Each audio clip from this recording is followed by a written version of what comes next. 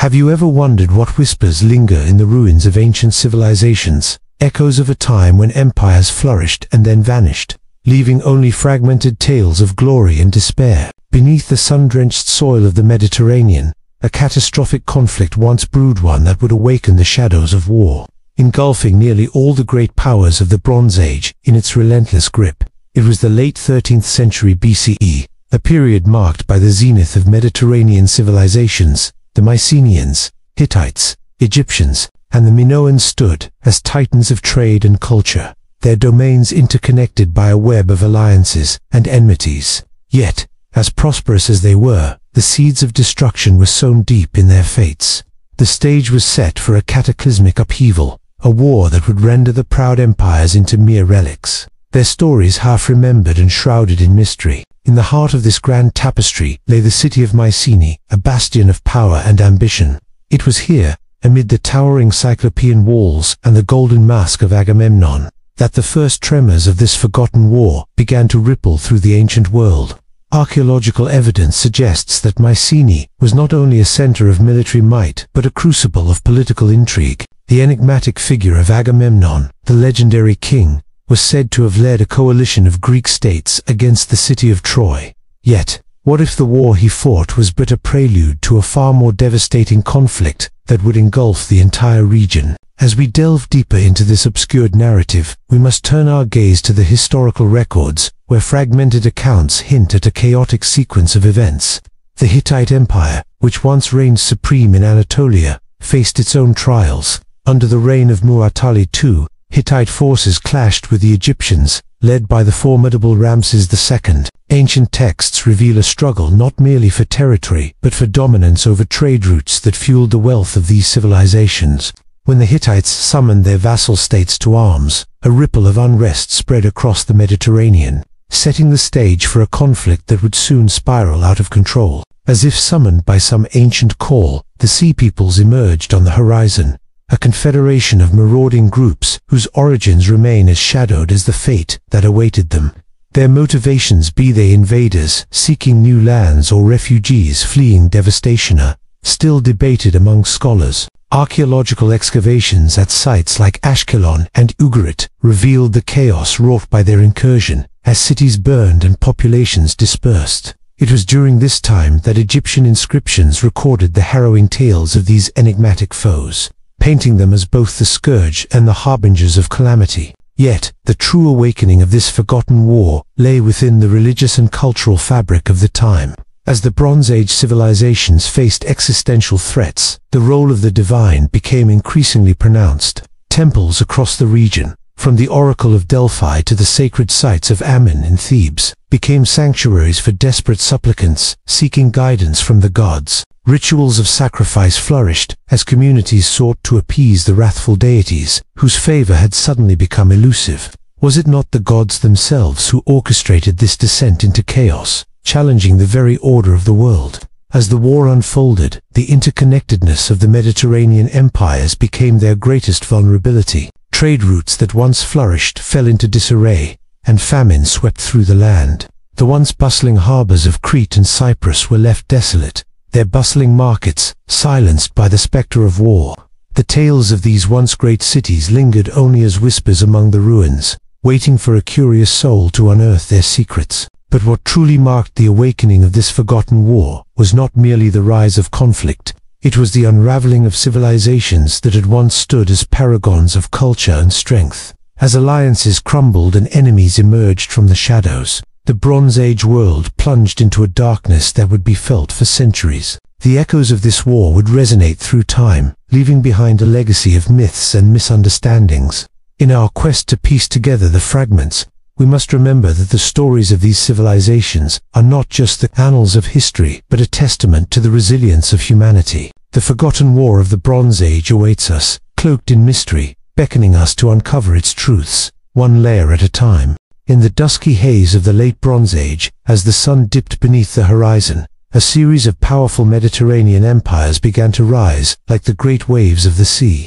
The echo of their prosperity reverberated across the Aegean, the Levant, and the shores of North Africa, weaving a rich tapestry of culture, commerce, and conflict. These were not just nations. They were the architects of civilization, and their legacies would shape the annals of history, even as they lay shrouded in the mists of time.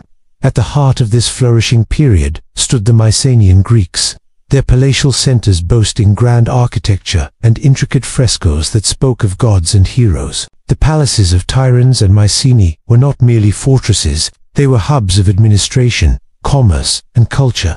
The legendary Agamemnon, king of Mycenae, emerged as a figure steeped in both myth and history, leading his warriors in pursuit of glory that would echo through the ages. Yet, it was not just the might of the sword that secured their dominance, it was the clever weaving of alliances and trade that expanded their reach.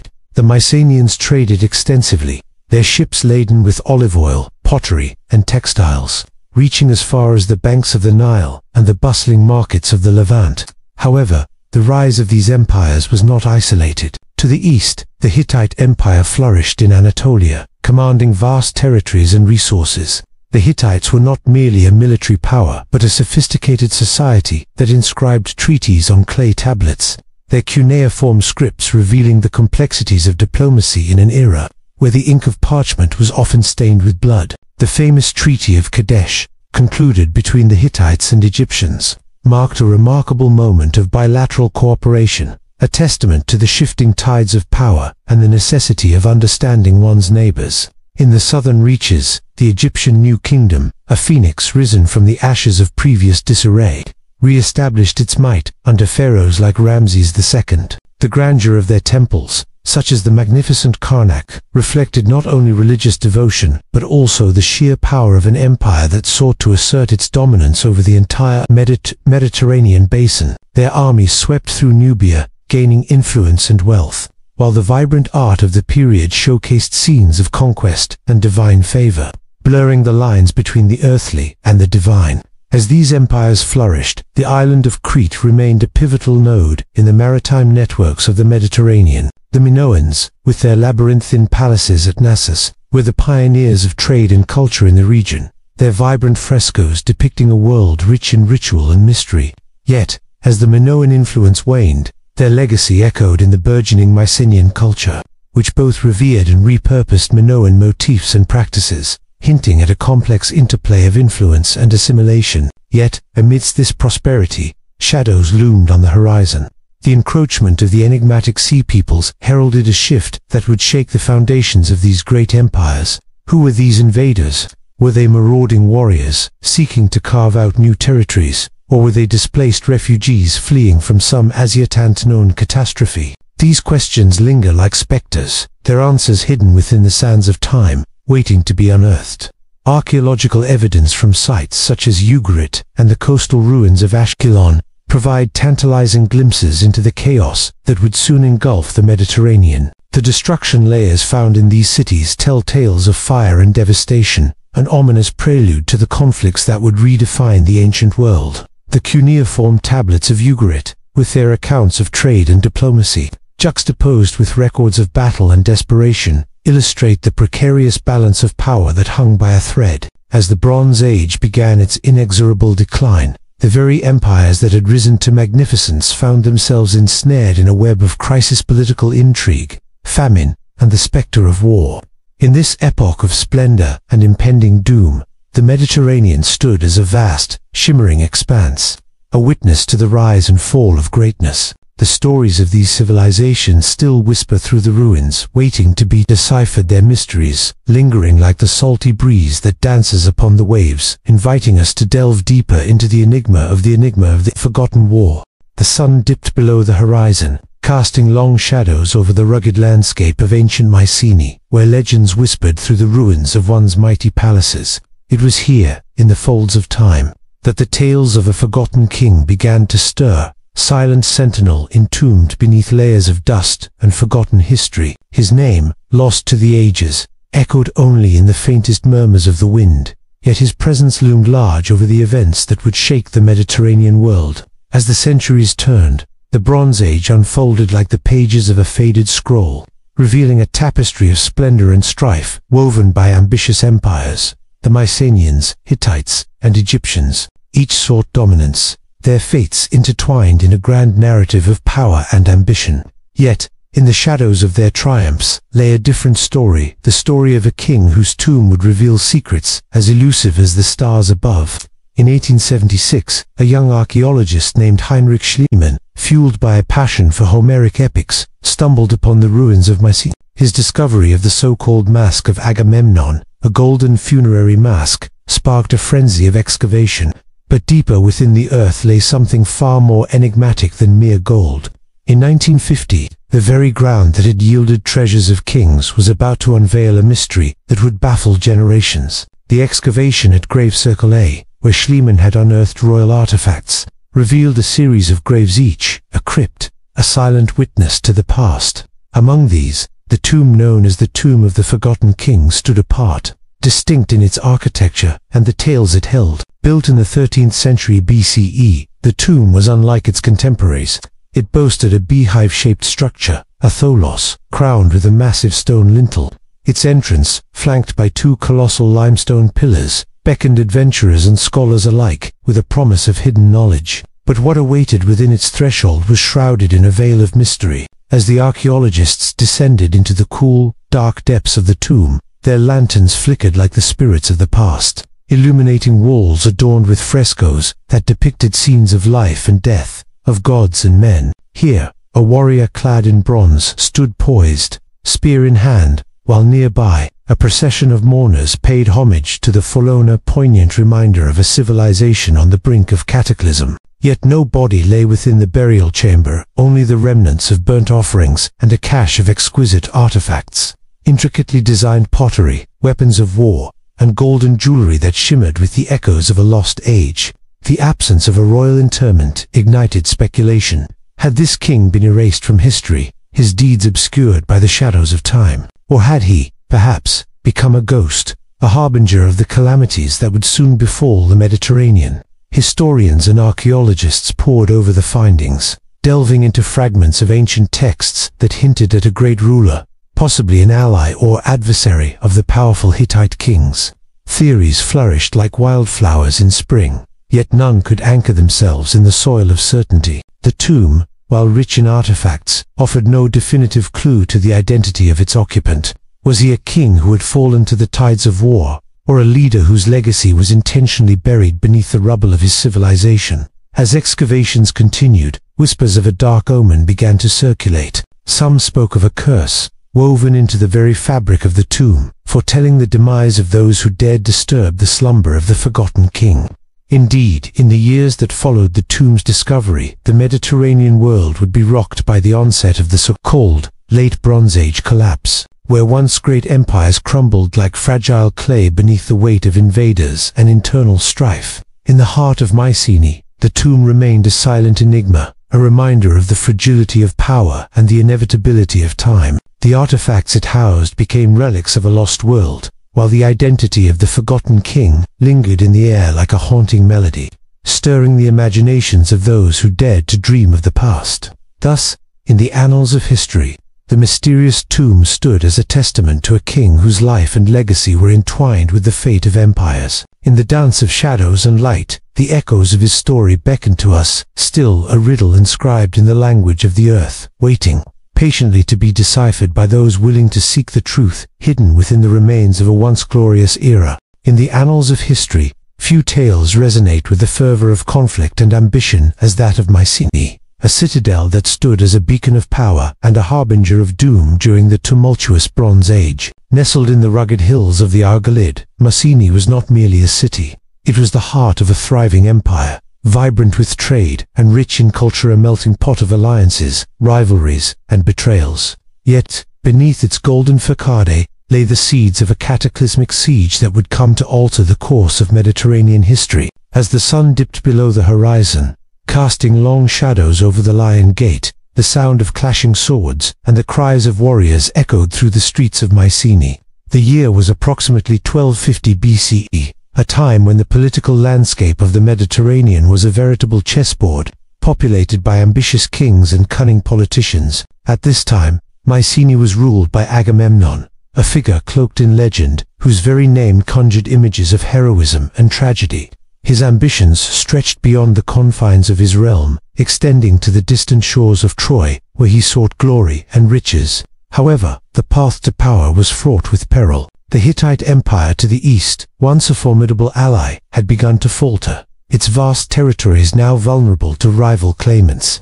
Meanwhile, the enigmatic Sea Peoples, a confederation of maritime raiders, loomed ominously on the horizons, their intentions as inscrutable as the waves themselves. As alliances shifted like the sands of time, Agamemnon found himself ensnared in a web of political intrigue, where loyalty was as fleeting as the tide. In this precarious environment, the siege of Mycenae did not arise from a singular enemy but from a coalition of resentful kingdoms, aggrieved by Agamemnon's insatiable hunger for dominance. Among them was the kingdom of Tyrans, ruled by the ambitious king Praetos, whose envy of Mycenaean supremacy ignited the flames of rebellion. Praetos, emboldened by discontented factions within Mycenae and swayed by the whispers of the gods, rallied his forces for an assault that would seal the fates of many. Archaeological evidence from the ruins of Tyrans reveals fortifications that stand testament to the seriousness of Praetos' ambition.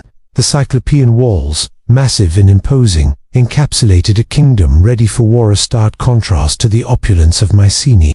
These walls, built with stones that seemed to challenge the heavens themselves, were a symbol of resolve. Yet they would soon be tested by the might of Agamemnon's warriors, who were equally determined to stave off the encroaching tide of aggression. As the siege began, the atmosphere was thick with an ominous blend of desperation and valor. The defenders of Mycenae, clad in bronze armor, prepared for war not only for their land but also for their honor. The storied tales of their ancestors echoed in their hearts of heroes who had fought valiantly against overwhelming odds. Yet, even in their fortifications, a palpable dread permeated the air. Whispers of betrayal circulated among the ranks, for the alliances that had once buoyed their spirits now felt precarious and frail. The siege stretched into a grim contest of endurance, with the attackers employing strategic blockades and relentless assaults. The strategic location of Mycenae, perched atop a rocky hill, provided defenders with advantages. But as the days turned into weeks, supplies dwindled. The once bustling granaries fell silent, and the ornate feasts that had once graced the halls of Agamemnon gave way to hunger and despair. It was here, amidst the cries of the wounded and the lingering scent of smoke, that the true nature of power struggles revealed itself. It was not merely a battle for territory, but a struggle for the very soul of an empire. However, in the midst of despair, hope flickered like a dying flame. An unexpected alliance formed, as disenchanted warriors from rival factions began to question their loyalty. The realization dawned that Agamemnon's ambition might lead them all to ruin. It was this fragile thread of dissent that provided the beleaguered Mycenaean forces with a second wind, reigniting the spirit of resistance. As the siege loomed ever closer to its climax, the stage was set for a confrontation that would not only decide the fate of Mycenae, but also reverberate throughout the Mediterranean. The interwoven fates of kings and soldiers danced precariously on the edge of a blade, their destinies entwined in a tapestry of loyalty and betrayal. The relics of this forgotten war, buried beneath the sands of time, remain a haunting reminder of the complexities of power and enigma waiting to be unraveled by those who seek to understand the depths of human ambition and the echoes of history. Thus, the siege of Mycenae stands as a poignant chapter in the saga of the Bronze Age, where the lines between ally and enemy blurred, and the quest for dominance spiraled into an abyss that would engulf empires whole. In the hushed corridors of time, where shadows dance and whispers of the past intertwine with the present, the artifacts of destiny lie buried beneath layers of earth, waiting to reveal the secrets of a war long forgotten. The Bronze Age, a tapestry woven with the threads of ambition, trade, and rivalry, culminated in a cataclysm that shook the very foundations of Mediterranean empires. To understand this enigma, one must delve into the relics unearthed in archaeological digs, the tangible echoes of a conflict that erased civilizations from the annals of history. In the year 1885, a humble farmer stumbled upon a trove of treasures in the hills of Mycenae, an ancient city that had flourished under the sun-kissed Greek skies. As he tilled the soil, his plow struck something hard and unyielding. What emerged from the earth was a golden mask, intricately adorned and glinting with a radiance that seemed to pulse with life. This was the famed mask of Agamemnon, though scholars would later debate its true origin. Who was the man it represented? a king, a hero, or perhaps a victim of the very war that would annihilate his world. Historical accounts tell us that Mycenae was a hub of power and wealth, yet the Mask's discovery hinted at something more profounder, linked to a tumultuous past defined by ambition and dread. Closer examination revealed that the mask bore the hallmarks of craftsmanship that transcended mere ornamentation. It was a symbol, a token left behind by a culture on the brink of collapse. Perhaps it was meant to shield the spirit of its owner from the horrors of war, a poignant reminder that in times of conflict, the line between glory and tragedy blurs. As the years rolled by, excavations at other sites began revealing a startling array of artifacts that painted a vivid picture of this forgotten war. The ruins of Ugarit, a bustling trade city nestled along the Syrian coast, yielded clay tablets inscribed with cuneiform texts that spoke of desperation and despair. These ancient scripts chronicled the arrival of the Sea Peoples, mysterious marauders who swept across the Mediterranean like a tempest, leaving destruction in their wake. Were they invaders, as some accounts suggest, or refugees fleeing from their own devastated homelands? The tablets provide no definitive answer, only a haunting echo of a world teetering on the brink of annihilation. In the heart of modern-day Turkey, the remnants of the Hittite Empire lay buried beneath layers of rubble, their stories waiting to be reclaimed. Among these ruins, archaeologists unearthed a grand temple adorned with bas-reliefs that depicted scenes of warfare and sacrifice. The Hittites once stood as a bulwark against the encroaching chaos, their kings invoking the gods for protection as they readied their armies for battle. Yet the inscriptions spoke of uncertainty, of omens that foretold doom. The gods, it seemed, had turned their backs on the warriors, and the prayers of the Hittite king fell silent before the onslaught of fate. Within the labyrinthine halls of the Archaeological Museum in Istanbul, these artifacts come alive. A bronze sword, its blade etched with intricate designs, tells of a time when valor ruled the battlefield. A collection of pottery, each vessel more exquisite than the last, reveals the daily lives of those who lived in the shadow of war. The amphorae, once filled with precious oil and wine, now stand as silent witnesses to the lives extinguished and the cultures erased. Each object, each fragment, is a whisper from the past, urging us to listen closely, to piece together the puzzle of the Bronze Age's tragic end. As the archaeologists continue their work, the layers of mystery deepen. In the coastal city of Akrotiri, on the island of Santorini, excavations have revealed a well-preserved society that thrived until the cataclysmic eruption of the volcano. Artworks and frescoes depict vibrant life, yet the ash that buried the city also preserved its secrets. Was this eruption a natural disaster that coincided with the war's devastation, or was it the very catalyst that triggered the collapse of the Mediterranean world? The evidence remains tantalizingly elusive, much like the truth hidden within the artifacts. Through these relics, the forgotten war emerges from the shadows, a cautionary tale of ambition, hubris, and the frailty of civilization. As we sift through the sands of time, we are reminded that history is not merely a collection of dates and events. It is the story of humanity itself, marked by both triumph and tragedy.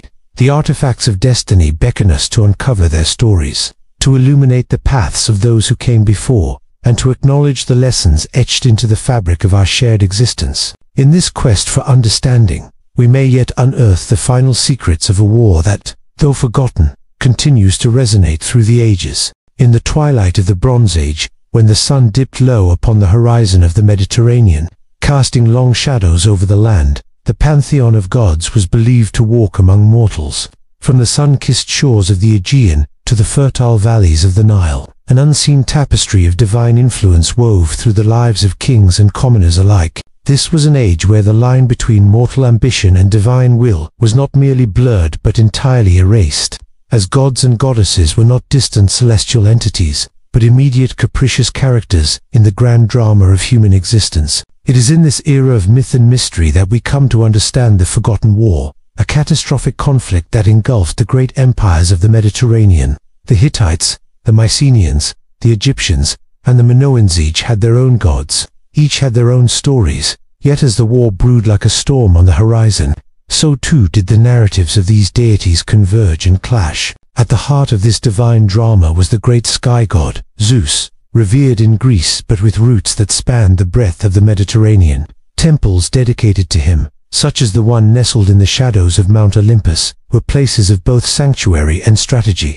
It is said that during the months leading up to the war, priests at these sites, driven by desperate omens and visions, interpreted the flickering flames of sacrificial altars. They spoke of turmoil ahead, of a conflagration that would consume cities and peoples. Yet their pleas fell on ears more captivated by ambition than by prophecy. Meanwhile, in the land of the Hittites, the storm god Teshub echoed the turmoil of the skies, embodying both the wrath of nature and the very real fears of a kingdom under siege. Archaeological evidence from the ancient city of Hattusa reveals striking inscriptions dedicated to Teshub, invoking his protection in times of war. Yet, as the sea peoples began their relentless incursions, even Teshub seemed to falter, a testament to the shifting tides of divine favor.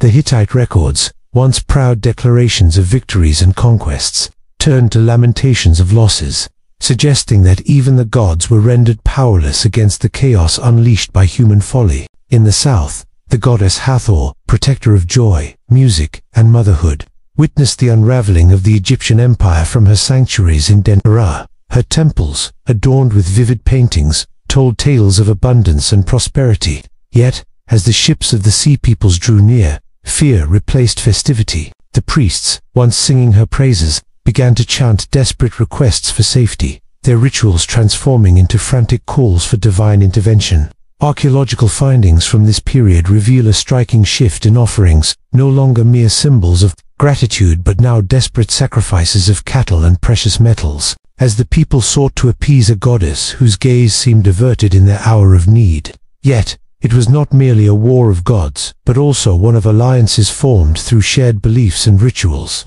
The Minoans, with their labyrinthine palaces and intricate frescoes, worshipped a mother goddess whose essence permeated the fabric of life and death. Represented in myriad forms, she symbolized not only fertility, but also destruction, a duality that mirrored the tumult of the age. As the Minoans faced the encroaching tides of violence, their rituals became interwoven with those of their neighbors, a desperate bid for collective strength. The discovery of shared symbols across Minoan and Mycenaean artifacts, such as the double axe and the serpent, reflects this confluence and acknowledgement that in the face of divine and mortal strife, unity might stave off annihilation. However, as the narratives of these deities intertwined, the forgotten war obscured their identities, blending their stories into a single narrative of conflict and desperation. Temples lay in ruins, not just physical structures but bastions of belief, crumbled under the weight of divine apathy or betrayal. The inscriptions that once celebrated victories turned to echoes of despair, a haunting reminder that even gods could not shield their followers from the calamities wrought by their own hands. As the dust settled and the smoke of war dissipated into the heavens, the once mighty empires of the Bronze Age lay in ruins. Yet, the gods, it seems, continued their silent watch. They were neither vanquished nor forgotten, merely transformed ever-present in the myths that would echo through the ages, whispered by the winds that swept across the Mediterranean shores. In every stone unearthed, in every shattered temple, the ancient echoes of the gods among us remind us that the forgotten war was not merely a historical event, but a profound testament to the enduring complexity of faith, power, and the human condition. In the murmuring whispers of the Aegean, where the sun dips low and the horizon blurs with myth, lies the storied city of Troia, name that echoes through the annals of time, entwined with tales of valor, betrayal, and an enigmatic war. Its crumbled walls and buried treasures are vestiges of a bygone age, yet they pulse with an energy that beckons the curious and the brave. For within this city, a poignant narrative unfolds, one that speaks of a cataclysm, not merely of armies clashing, but of civilizations unraveling in the throes of a forgotten war. The tale begins not in the shadows of Troy itself, but in the flourishing realms surrounding it, Mycenae, Hatti, and the coastal enclaves of the Levant, each a bastion of power and culture. As the Bronze Age dawned, these empires flourished, their wealth drawn from trade and conquest, their cultures rich with art and ambition. Yet, beneath the sheen of prosperity, a tempest brewed, a confluence of hunger, desperation, and the inexorable march of the sea peoples, enigmatic marauders whose origins remain as elusive as the mists that shroud their homeland. Histories written in clay tablets and Homeric verses tell us of the grandeur of Troy, a city besieged for 10 long years. Yet, What the poets sang of was but the surface of a deeper truth, one steeped in the chaos of simultaneous strife across the Mediterranean. As the armies of Agamemnon laid siege to the fabled city, their struggle was but a strand in the intricate tapestry of a broader conflict, one that would see nearly all the great kingdoms laid low. The ruins of Hisarlik, the hill that cradles Troy, reveal layers of destruction and distinct cities built atop one another, each with its own story, each marked by fire and ruin. Archaeologists led by the indomitable Heinrich Schliemann in the 19th century unearthed treasures that spoke of wealth and artistry, yet they also unearthed something darker. Signs of warfare with arrowheads and burned remains, the unmistakable markers of a civilization in its death throes. The popular narrative of a singular Trojan War, championed by Homer, begins to fray when one examines the archaeological evidence that suggests Troy's demise coincided with a far more complex web of violence and upheaval. As we weave through the annals of this forgotten war, we find ourselves drawn to the figure of Priam, the last king of Troy. His name, often associated with tragedy and loss, holds weight in the context of a city besieged by forces beyond its control. The Iliad paints him as a noble figure, but history hints at the strategic miscalculations that might have sealed his city's fate. It was not merely Achilles, fierce and wrathful, who threatened Troy, but an alliance of Greek kings, their ambitions fueled by the desire for dominance in a world teetering on the precipice of change. As the siege raged on, whispers of discontent spread among the allied forces. The Hittite Empire, once a formidable adversary, began to falter as their own borders faced incursions. Archaeological finds at Bogascale, the heart of Hittite culture, reveal a society grappling with both external and internal strife. Echoing the chaos that engulfed Troy, the Hittites' desperate maneuvers to maintain their power mirrored Priam's plight, underscoring the interconnectedness of these ancient realms. Yet, the most haunting of echoes comes from the Sea Peoples, shadowy figures who swept through the Mediterranean like a tempest, their reasons for conflict cloaked in mystery. Were they marauders seeking plunder, or refugees fleeing the collapse of their own lands? The truth remains elusive, much like the identity of the mysterious invaders themselves. They struck when the Mediterranean was already weary from war, exacerbating the conditions that led to the fall of Troy and the subsequent decline of other great powers, a cataclysmic chain reaction that reverberated through the ages. As the dust settled over the ruins of Troy, what remained was a haunting silence, an elegy for empires lost and lives shattered. The city, once a jewel of the Aegean, became a symbol of the fragility of power, a cautionary tale for those who dared to dream of invincibility. The echoes of this forgotten war linger still, whispering truths that historians endeavor to unearth, leaving behind a legacy that challenges our understanding of defeat and resilience. Thus, as we delve deeper into the heart of this enigma, we uncover not just the fall of a singular city, but the unraveling of a world where the fates of giants intertwined, each thread pulled taut by ambition, fear, and the relentless tide of history. The remnants of Troy stand not merely as ruins, but as a testament to the complex interplay of power, conflict, and the enduring human spirit caught in the maelstrom of the ancient world. In the twilight of the Bronze Age, as the sun dipped beneath the horizon of the Mediterranean, a tempest brewed, one that would reverberate through the annals of history and leave its mark upon the sands of time. This was the age of the Sea Peoples, a confounding collective shrouded in mystery, whose origins and intentions remain a tantalizing puzzle for scholars and historians alike. Were they marauding invaders, seeking conquest and plunder? Or were they desperate refugees, fleeing the cataclysmic upheavals of their homelands? As we weave through the threads of their story, we shall uncover the scars of war and the echoes of survival that speak from the ruins of antiquity. The tale begins far from the shores of Greece, in the tumultuous territories of the Aegean, where the first whispers of the Sea Peoples were heard. By the late 13th century BCE, the Minoan and Mycenaean cultures flourished, their cities adorned with frescoes and rich trade networks. But as prosperity reigned, so too did the seeds of discontent. Earthquakes, drought, and internal strife began to gnaw at the foundations of these great civilizations. Archaeological evidence from sites like Naissus and Mycenae reveals not just the splendor of palatial life, but also the signs of upheaval, burnt layers, and destroyed pottery, hint at the cataclysmic events that would soon unfold. As the Mycenaean citadels fell silent, the sea peoples emerged from the mists of history, their ships cutting through the waves like shadows. Egyptian inscriptions, particularly from the reign of Ramses III, offer a glimpse into their encroachment. The pharaoh depicted them as a fearsome confederation of tribes Peleset Jekka, Shekalesh, and Morparing into the Nile Delta in waves of chaos. But who were these marauders? The answer lies buried in the ruins of their conflict. Some scholars argue that the sea peoples were indeed invaders. They swept down upon the coasts with a ferocity that shattered empires. The destruction of Ugarit, a once thriving port city, aligns with their raids around 1180 BC. The vibrant trade routes of the eastern Mediterranean lay disrupted,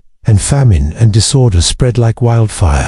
Yet, how does one reconcile the ferocity of their attacks with the evidence of desperation etched into their very being? Consider the ancient city-states of the Levant, where archaeological surveys unearthed remnants of hasty fortifications and abandoned home signs of a populace fleeing, not just fighting. Some historians posit that the sea peoples were driven from their homelands by climate change and societal collapse, seeking refuge in lands that were not their own. The writings of the Hittite archives, once thought to be mere tales of conflict, now seem to tell of a world on fire, where famine and war forced entire communities to abandon their ancestral lands. As we delve deeper, the duality of these warriors becomes increasingly complex. The siege of Ramesses III's fortress at Medinet Habu reveals a tableau of combat, depicted in vivid reliefs that capture both the ferocity of the sea peoples and the desperation of their plight. It is said that these warriors fought fiercely, with their faces painted and weapons raised, yet their expressions convey more than mere savagery. They reveal a unity born from shared suffering and the desperation of survival. The legacy of the sea peoples does not merely lie in the battles fought, but also in the cultural exchanges that ensued. As they settled along the coasts of the Mediterranean, they intermingled with the remnants of the civilizations they had once attacked. The Philistines, descendants of the Peleset, established themselves in Canaan, their pottery and customs merging with those of the indigenous peoples. The footprints of their passage remain in the archaeological record, as artifacts bearing their mark have been unearthed in coastal sites like Ashkelon and Gaza. Yet as we turn the pages of this ancient narrative, the question of identity lingers like a ghost. Were the sea peoples the harbingers of doom, or did they represent the resilience of humanity in the face of insurmountable odds? Their saga is an enigma, a reflection of our own struggles against the tides of fate. In the end, the war of the sea peoples remains a mystery, a poignant reminder of the fragility of civilization in the face of disaster. As the dust settles upon the ruins, we are left to ponder the echoes of their journey: invaders or refugees, conquerors or the conquered. In the silence of the ancient stones, their story continues to unravel, whispering across the ages to those who dare to listen. In the heart of the Mediterranean, where the sun-kissed waves whisper secrets of the past, there lies a tale woven in shadow and blood, one that speaks of the rituals that accompanied war, shaping destinies and sculpting the very fabric of civilization. The Bronze Age, a time of opulent empires rising and falling like the tides, was marred by a haunting specter, a series of conflicts that would culminate in the catastrophic Forgotten War. Amidst this turmoil, rituals of war emerged, echoing through time like the tolling of a distant bell, calling forth the specters of the slain and the silent prayers of the living. The ancient Greeks, with their titanic pantheon of gods, believed that war was not merely a clash of steel and flesh, but a divine orchestrated event demanding reverent preparation. The siege of Mycenae, where the walls reverberated with the cries of warriors, was but one stage upon which the drama of sacrifice unfolded. Here, as the dust of battle settled, the Mycenaean leaders convened, seeking guidance from their deities. In the flickering light of sacred fires, they offered lambs, goats, and even the occasional bull, their blood pooling upon the altars like whispered prayers to Ares, the god of war. Yet, the rituals extended beyond the mortal realm. They sought to invoke the spirits of the ancestors, those who had once tread the earth in valor. Archaeological excavations at the site of the ancient city of Tiryns reveal a series of burial mounds, also known as tumuli, where offerings were interred alongside the fallen. Not mere relics, these artifacts, jewelry, weapons, and clay figurines formed a bridge between the living and the dead, a means to honor those who had perished in battle. The belief was palpable: to forget the dead was to invite dishonor upon the living. In the heart of Anatolia, the Hittite kingdom also participated in these sacred rites, albeit through their unique lens. They believed in the concept of Panku, a sacred order of the universe that revolved around the harmony of all things, including the ferocity of battle. They would often perform bloodletting rituals, where the blood of captives was spilled upon the sacred altars of their gods, to ensure divine favor and victory. One such site, the temple of the storm god in Hattusa, was adorned with inscriptions recording the outcomes of battles and the sacrifices made to secure those triumphs. The Hittites viewed their enemies not merely as foes, but as vital participants in a grand cosmic drama, their blood as essential as that of any offering. As the Mediterranean swelled with the winds of war, the Sea Peoples emerged, a confederation of marauding tribes whose origins remained shrouded in mystery. Their arrival around 1200 BCE coincided with the collapse of several established civilizations, and among their ranks were those who practiced their own brutal rituals. The Philistines, one of the prominent groups within the Sea Peoples, conducted rites that involved the gruesome practice of human sacrifice, often believed to appease their gods, Dagon and Baal, before embarking on raids. Archaeological findings at Ashkelon reveal evidence of child sacrifices, raising unsettling questions about the extent to which fear and reverence coalesced in these harrowing moments of desperation. But the most enigmatic of all the rituals lies within the ancient city of Carthage, where the Carthaginians, descendants of the Phoenicians, were said to have performed sacrificial rites to the god Moloch, famed for his insatiable hunger for offerings. In times of dire conflict, when the very survival of the city hung in precarious balance, it is believed that infants were sacrificed, their cries ascending like smoke to the heavens as the city's leaders sought divine intervention. Recent excavations at the Tophet, a site dedicated to this practice, unearthed thousands of urns containing the ashes of these unfortunate offerings, a chilling testament to a civilization caught in the throes of fear, desperation, and devotion. Thus, as the echoes of the forgotten war resound through the annals of history, one is left to ponder the significance of these rituals. Were they acts of faith, desperate pleas for mercy, or a reflection of humanity's darkest impulses? The rituals of war served not only to appease the gods, but to forge a collective identity among the people, binding them together in shared grief and sacrifice. The Mediterranean, once a cradle of empires, became a tapestry of bloodied sacrifice, a thread woven into the fabric of fate, marking the rise and fall of civilizations entwined in an eternal dance with destiny. And as the sun sets over the ruins of ancient cities, the whispers of the past linger, entwining themselves with the very air, ever reminding us that the sacrifices made in the name of war are never truly forgotten. In the sun-drenched heart of Anatolia, where the rugged terrain bears witness to the whispers of ancient empires, the Hittite kingdom stood on the precipice of annihilation.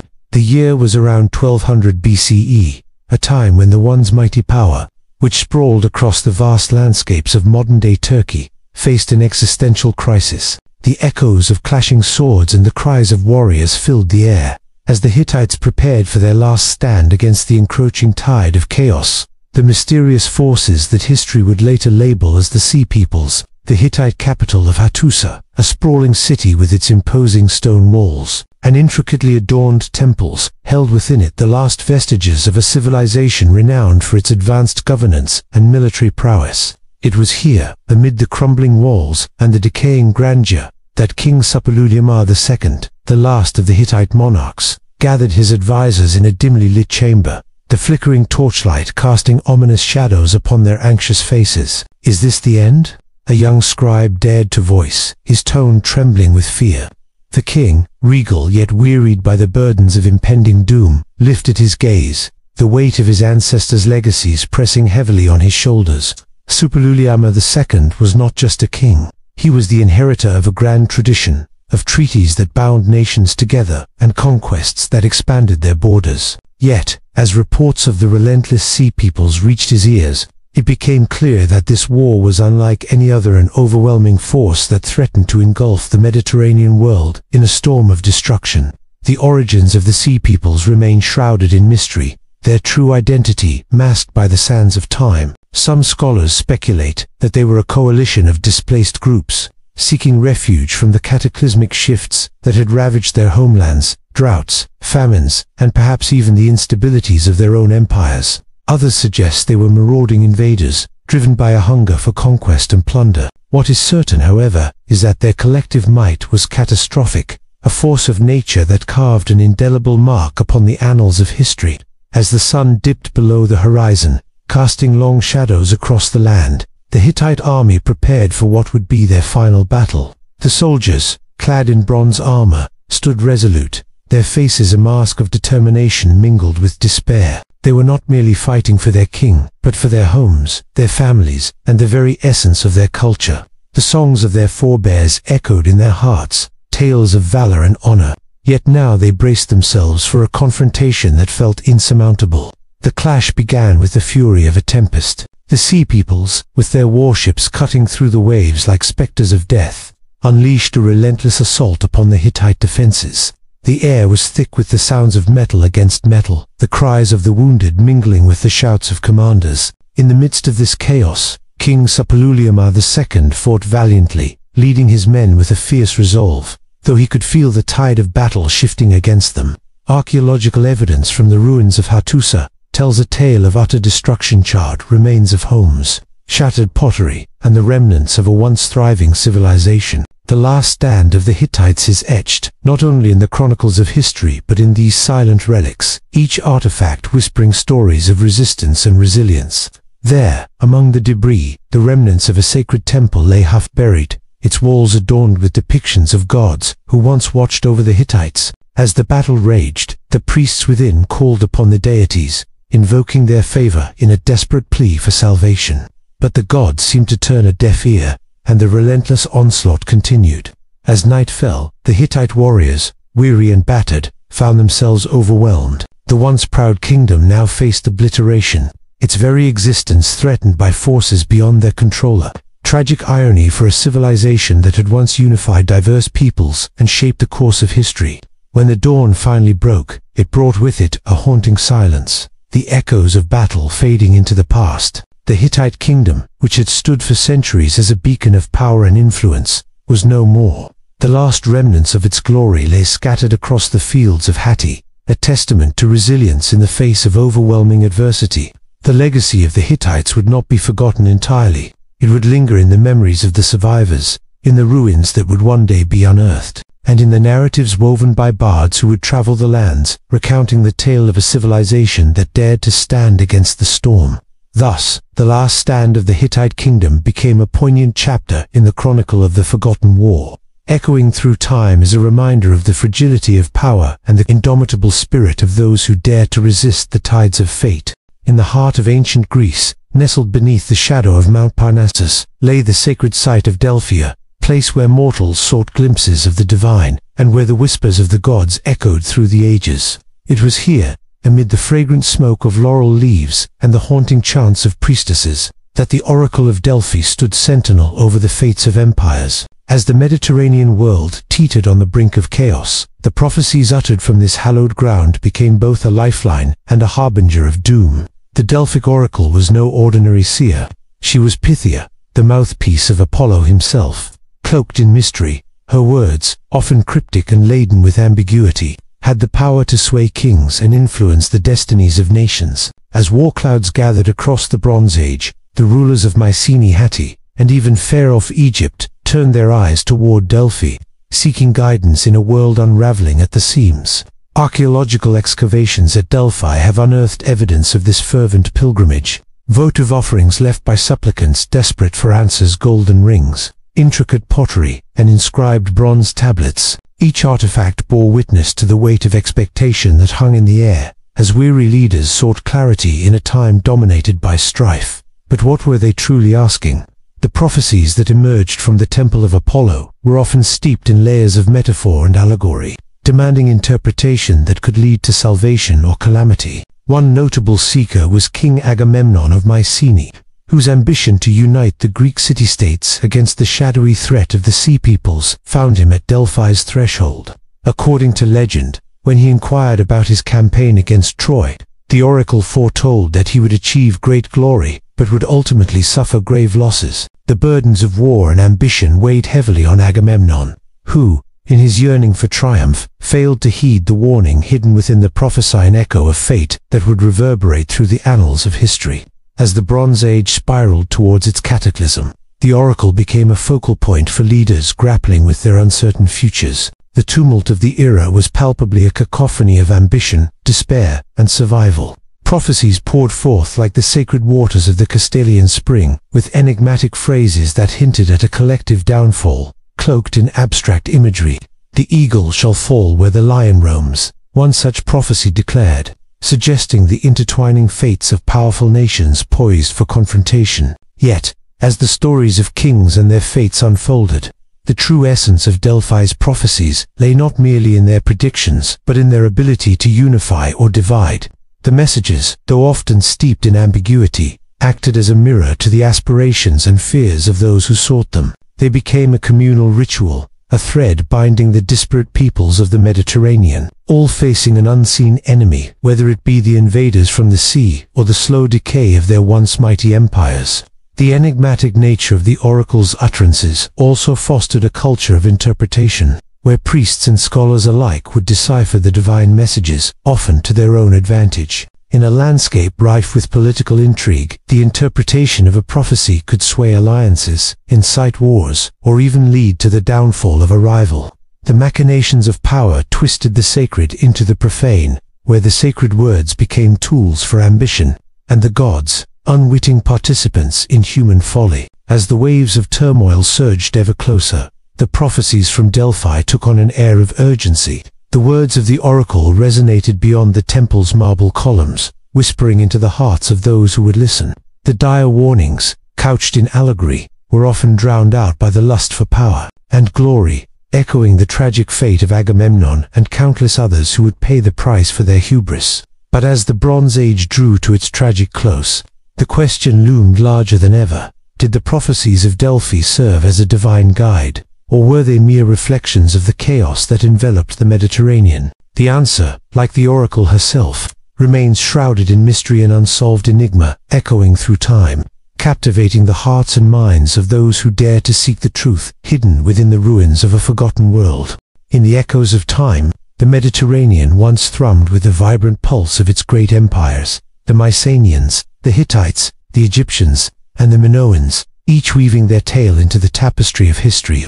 Yet, as the dust settled upon their ancient cities, a shroud of myths and misunderstandings enveloped their legacies, obscuring the truths that lay beneath the surface. The forgotten war, a cataclysm that snuffed out the flames of these civilizations, has been reduced to whispers, legends morphing into mere shadows of the past. As we traverse the labyrinth of history, we find ourselves drawn to the mystical ruins of Naxos, nestled on the sun-kissed island of Crete. Here, the palace complex, with its grand frescoes of bull-leaping and enigmatic symbols, speaks not only of a civilization's artistic prowess, but also of its deep connections to the forces of nature and the divine. The labyrinthine corridors tell tales of kings and queens, but they also conceal a darker narrative, one of impending doom. For it was in the shadows of grandeur that the seeds of conflict were sown, as rivalries brewed among the burgeoning powers, each striving to assert its dominion over the sea and trade routes. Archaeologists have unearthed artifacts that paint a stark picture of the tumultuous irrecircular weapons, clay tablets inscribed with cuneiform, and offerings of pottery that hint at both sacrifice and tribute. Among these treasures, one particular artifact has captivated scholars, a fragment of a Hittite tablet bearing the name of Suppiluliuma, a king whose reign was marked by both military ambition and diplomatic finesse. Yet, despite his efforts to forge alliances, the unraveling of the Bronze Age was not merely a result of human folly, but rather an intricate interplay of environmental shifts, economic turmoil, and the encroachment of the enigmatic sea peoples. What of these invaders, often portrayed as marauders bent on chaos? Archaeological sites along the coasts of QAnon, notably Tel Lachish, reveal a different narrative. Here, charred remnants of settlements tell of a people in flight as much as they tell of conquest. The sea peoples were not merely a horde of aggressors. They were refugees displaced by cataclysmic events, droughts, earthquakes, and societal collapse, each contributing to a desperate migration that would reshape the Mediterranean landscape. As we turn our gaze to the famed oracle of Delphi, we are reminded that the ancients sought guidance amid chaos. The Delphic prophecies, shrouded in cryptic verse, offered not just foresight, but also a sense of connection to the divine. Yet, the very interpretations of these oracles have been misrepresented through time, often romanticized to fit the narrative of a singular hero or a valiant nation. The truth, however, reveals a more tangled web of collective anxiety and aspiration, where the fates of many were intertwined. The tales of heroes, from Agamemnon to Achilles, have often overshadowed the voices of lesser-known figures, merchants, artisans, and farmers whose lives were irrevocably altered by the tides of war. The myths, while captivating, have obscured the understanding of how these individuals experienced the collapse of their world. In the ruins of Mycenae, for instance, the grave circle reveals a wealth of gold and jewels emblematic of elite status. Yet these grave goods are stark reminders of a society that placed immense value on wealth in life, perhaps as a means of clinging to legacy amidst an impending void. As we sift through the annals of archaeology, the legacy of the lost empires becomes a mosaic of truths and fictions. The tales spun by Homer and later chroniclers, while poetic, often reflect the biases of their own times, reshaping the narratives to glorify certain factions while vilifying others. In this light, the Forgotten War is not merely a backdrop for epic tales, but rather a crucible in which the very identities of these civilizations were forged, fractured, and redefined. Thus, the legacy of the Bronze Age is one of both caution and inspiration. It serves as a reminder that history is not a linear path, but a complex web of interconnected fates, shaped by the triumphs and tragedies of human endeavor. The myths that arose from the ashes of the Forgotten War continue to resonate, urging us to look beyond the surface and seek the deeper truths hidden within the ruins. In our quest for understanding, we grasp not only the fragility of empires, but also the enduring spirit of those who, through both triumph and despair, sought to carve their names into the annals of time.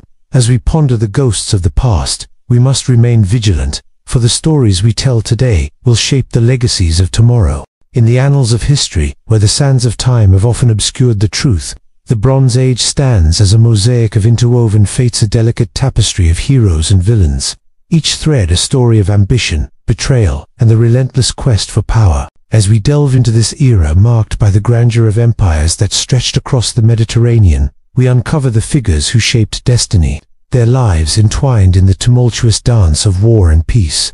Among the most illustrious of these figures was Hattusili III, the last great king of the Hittite Empire, whose reign in the 13th century BCE was marked by both brilliance and tragedy. His legacy speaks of a ruler who sought to define his kingdom's identity amidst the swirling chaos of rival empires. Archaeological excavations at Hattusa, the ancient Hittite capital, reveal a city of imposing walls, intricate temples, and grand palaces, a testament to Hattusili's ambition. Yet, it was his fateful decisions that would ultimately seal the Hittites' doom. In the face of the encroaching sea peoples, Hattusili forged alliances with the Egyptians, a move that would see him engage in unprecedented diplomatic endeavors with Pharaoh Ramses II. The Battle of Kadesh, famously depicted in hieroglyphs, stands as a monument to their conflicting ambitions, showcasing how two powerful figures could both be heroes and villains, champions of their people, yet unwitting harbingers of devastation. Such was the nature of their alliance. Entwined in mutual benefit, they failed to perceive the looming shadows of calamity that approached from the sea. As we turn our gaze toward the Aegean, we encounter another pivotal figure, Agamemnon, the legendary king of Mycenae. His saga is enshrined in Hector's wrath and Achilles' pride. Yet beneath the layers of myth lies a man driven by the desire for glory and dominion. The ruins of Mycenae, with their beehive tombs and grand lion gate, whispered tales of a king who united a fractured Greece against the Trojans. However, this very pursuit of power sowed the seeds of discord within his own realm. The sacrifices Agamemnon made, including the infamous sacrifice of his daughter, Iphigenia, further illustrate the moral complexities that define his legacy. In contrast, the narrative of the enigmatic queen Hatshepsut emerges a ruler who defied gender norms to forge her path among giants. Her reign in Egypt, characterized by monumental building projects and trade expeditions, positioned her as a beacon of strength in a time of male-dominated power struggles. Yet, archaeological findings at Deir el-Bahari suggest that her legacy was marred by the very same forces of conflict that propelled her to greatness. After her death, her stepson, Thutmose III, sought to erase her name from history, revealing the brutal reality wherein even the mightiest of heroes could be transformed into villains in the struggle for supremacy. Then there were the sea peoples, shrouded in mystery, who emerged from the mists of the Mediterranean like specters of doom. Were they invaders or refugees? The truth is as elusive as the shifting tides. Evidence from the ruins of cities like Ugarit and the destruction left in their wake tells of a formidable force that disrupted the status quo, challenging the very existence of entrenched powers. Figures such as their leader, the enigmatic Wish-Ash, remain cloaked in ambiguity, neither wholly villainous nor entirely heroic. Their motivations, debated by scholars for centuries, reveal the harsh realities of desperation and survival in a world on the brink of collapse. As the eastern Mediterranean teetered on the edge of war, the fates of these figures intertwined like the branches of ancient olive trees, each influencing the other's path. The chaotic symphony of alliances and enmities played out on the grand stage of history, leading to the cataclysm known as the Bronze Age collapse. The tales of these heroes and villains illuminate a poignant truth. In the struggle for power, the line between savior and destroyer often blurs, leaving behind a legacy fraught with moral ambiguity.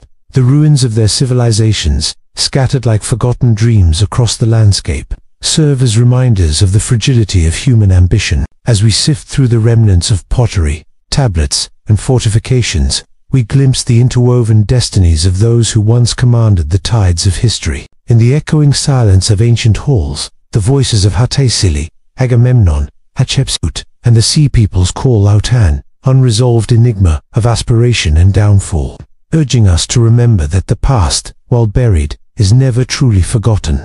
In the fading light of dusk, as the sun dipped beneath the horizon, the ancient ruins of the Mediterranean stood as solemn sentinels over the whispers of time.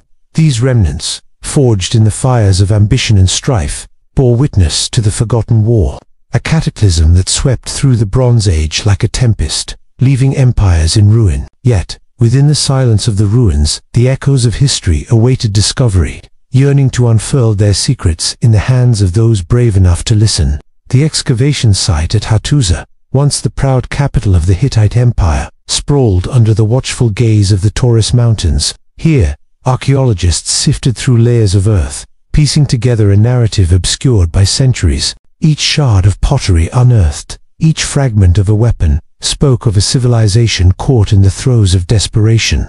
It was a place where the air trembled with the memories of a once mighty kingdom, its armies fierce and its diplomats cunning. Yet, as the soil yielded its treasures, questions loomed larger than the artifacts themselves. What had brought about the downfall of such power? Among the finds was a series of clay tablets inscribed with cuneiform language that danced on the tongues of scribes long gone. Upon careful examination, these texts revealed ominous prophecies, portents of doom that warned of invaders from the sea, a foreboding that resonated throughout the ancient world. The authors, perhaps priests or scholars, inscribed their fears with a trembling hand, as if aware that such invocations might invoke the very horrors they sought to describe. This was not merely the chronicle of a war, it was a desperate plea from a civilization on the brink, reminding us that the silence of the ruins is often louder than the clamor of battle. As one ventured to the shores of the Aegean, the remnants of Mycenae lay half-buried, their golden treasures glinting defiantly beneath layers of dust. The Lion Gate, an imposing entrance, stood stoic, a reminder of the strength that once fortified its walls. Here, archaeologists uncovered the grave goods of fallen kings, artifacts that spoke of wealth and power, yet also of tragedy. Among the graves, a peculiar bronze dagger, intricately designed and stained with the patina of time, hinted at the violent end met by its owner. Was it the blade of a warrior who defended his realm, or a symbol of the treachery that tore at the fabric of alliances? Each question opened a door to a deeper understanding of the human condition amidst chaos. Yet, it was at the site of Troy, where the fabled walls crumbled into the embrace of the earth, that the silence spoke the loudest. Heinrich Schliemann's excavations in the 19th century unearthed layers of destruction that told tales of invasions and conflict. The famed city, besieged and burned, echoed the fate of many Mediterranean cities, had faced its reckoning. Each had succumbed to the tides of fate. The ruins, often reduced to mere tourist destinations, were in fact a graveyard of forgotten dreams. their stories buried beneath the weight of history. Archaeologists now sought to discern whether these layers, once thought to be isolated conflicts, were part of a wider tapestry woven by the threads of the forgotten war. The artifacts recovered from these sites were not mere remnants of a lost age. They were keys to understanding a complex web of cultures that once flourished. The intricate jewelry of the Minoans, the stoic pottery of the Hittites, and the warrior graves of Mycenae all spoke of interconnectedness, a network of trade, diplomacy, and warfare. As historians sifted through these connections, they began to see the outlines of a grand narrative, one that implicated the Sea Peoples, invaders whose very identity remained cloaked in mystery, yet left a mark that resonated through the annals of history. However, this narrative was not without its challenges. The silence of the ruins often masked the chaos of interpretation. Each artifact bore the weight of multiple meanings, each narrative shaped by the brush of the storyteller's hand. This ambiguity stirred a fervent debate among scholars, for to understand the forgotten war was to grapple with the complexities of human ambition and folly. So, as the sun set over the Mediterranean, casting long shadows across the ancient stones, it became clear that the silence of the ruins was not a void, but a canvas of the past. It beckoned the curious, the brave, and the passionate to delve into its depths, to resurrect the stories of those who lived and died in the grip of a war now shrouded in mist. The task of archaeology was not merely to unearth bones and bricks, but to breathe life into the echoes of history, an endeavor as noble as it was necessary, for from the silence emerged a profound truth. The past, in its haunting quietude, longed to be remembered. The winds of the Mediterranean whisper tales of ancient glories, yet they also carry the weight of sorrow, echoing through the ruins of once great empires. In the shadow of the ashes left by the forgotten war, the lessons learned remain as vital today as they were millennia ago. For it was not merely a conflict, it was a crucible that forged destinies, reshaped cultures, and altered the course of human history.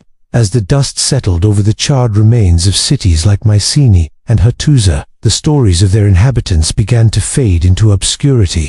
But through the lens of time, we can still glean wisdom from the ashes. The forgotten war was a tumultuous period characterized by the intertwining fates of powerful kingdoms: the Mycenaeans, the Hittites, the Egyptians, and the enigmatic Sea Peoples, whose origins still baffle scholars. It serves as a stark reminder of the fragility of civilization. Caught in the throes of ambition, famine, and unforeseen calamities, archaeological evidence, unearthed from sites like the ruins of Ugarit and the crumbling palaces of Tiryns, reveals a tapestry of societal collapse. The cuneiform tablets recovered from the libraries of the Hittite capital tell not just of warfare but of trade, diplomacy, and the complexities of a world on the brink of chaos. The letters exchanged between Hittite kings and their counterparts attest to the fragility of alliances. They were often built on shifting sands, much like the alliances of today. The lesson is clear: unity is essential, yet perilously delicate. In the aftermath of the war, the Mediterranean witnessed a diaspora of peoples. The Sea Peoples, often depicted as marauding invaders, may well have been fleeing the very destruction that consumed their homes. The evidence suggests that they were not a singular homogeneous group, but rather a confederation of displaced tribes searching for refuge. From the chaos emerged a mosaic of cultures. New identities coalesced from the remnants of the fallen. This narrative of resilience teaches us that from destruction can arise new beginnings, a testament to the indomitable spirit of humanity. Consider the poignant story of the city of Troy, immortalized by Homer, yet forever shrouded in ambiguity. Archaeological excavations at Hisarlik have revealed layers of destruction, suggesting not just the tale of a single siege, but rather a series of conflicts that reflect the tumultuous nature of the age. The layers of ash and rubble are reminders that civilizations can rise and fall, but the narratives woven into their existence endure. The lessons of Troy resonate through time, urging us to remember that hubris often precedes downfall. The forgotten war also serves as a cautionary tale about the consequences of unchecked ambition. The architectural marvels that dotted the landscape, from the grand palaces of Knossos to the fortified walls of Hattusa, were built on the backs of laborers, craftsmen, and farmers whose lives were irrevocably altered by the whims of kings. The societal structures that supported these empires were often too rigid to adapt to the climatic and ecological changes that beset them. Droughts, famines, and resource depletion became harbingers of doom, warning us that the balance of nature must be respected. Today, as we grapple with our own environmental crises, the echoes of the past beckon us to heed these warnings. Perhaps one of the most profound lessons of the forgotten war lies in the realm of storytelling itself. The oral traditions that survived the destruction acted as vessels for memory, preserving the achievements and failures of those who came before us. The narratives of heroism, betrayal, and resilience became the bedrock of cultural identity. Even as we unearth artifacts and decipher ancient texts, it is the stories, the human experience, that truly connect us across the ages. As we stand before the remnants of the Bronze Age, we are confronted not only with the consequences of past choices, but also with the enduring power of hope. Beyond the ashes of long-forgotten civilizations lies the promise of renewal, of learning from the trials of history to forge a path toward a more harmonious future. The forgotten war, though buried in time, continues to offer wisdom to those willing to listen, to recognize that the ashes of the past can illuminate the way forward, guiding our steps as we navigate the complexities of our own age.